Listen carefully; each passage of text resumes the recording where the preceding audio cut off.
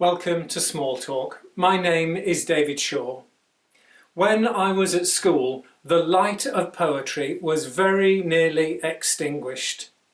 I would read the words on the page, but they were dead to me. I would read words of Wilfred Owen and Siegfried Sassoon, so-called war poets, and it wouldn't resonate. I wouldn't hear their voice as they were trying to speak to me. But the light didn't go out. The light was kept aflame probably by our next door neighbour, Mrs. Roberts. Mrs. Roberts was a primary school teacher, and she would write poetry, and occasionally she would pop it over the fence. I could read that. I could relate to that. It made sense to me. And so on family events, Mrs. Roberts, sometimes with a series of biscuits and a poem, would pop in. Later in life, poetry flame has started to burn more brightly, as I have heard poets speak their poetry out loud. Andrew Motion, former poet laureate, Harry Baker at Greenbelt, and so forth. Their words have opened my eyes. For when I was reading it at school, I would think, why can't these people tell me what I need to hear? Why do they have to couch it in this language?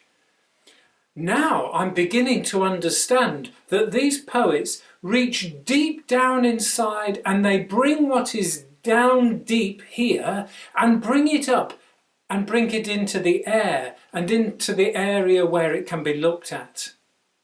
Two poets recently, Tony Walsh, the Mancunian poet who delivered his poem, This Is the Place, which was a call to arms almost for Mancunians to understand who they are in the light of the Manchester Arena bombings.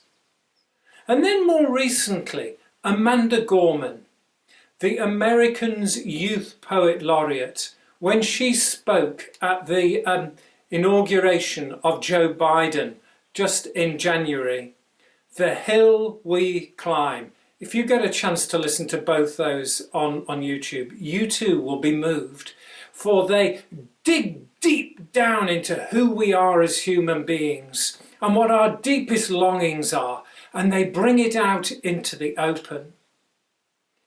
This deeper understanding of poetry that has come my way later in life has opened up the Psalms.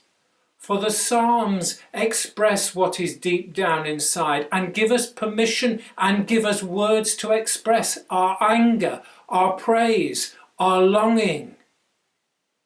I'm so grateful that I've come to this discovery later than many of you, because they're given words to express who I am as a human being in the presence of God.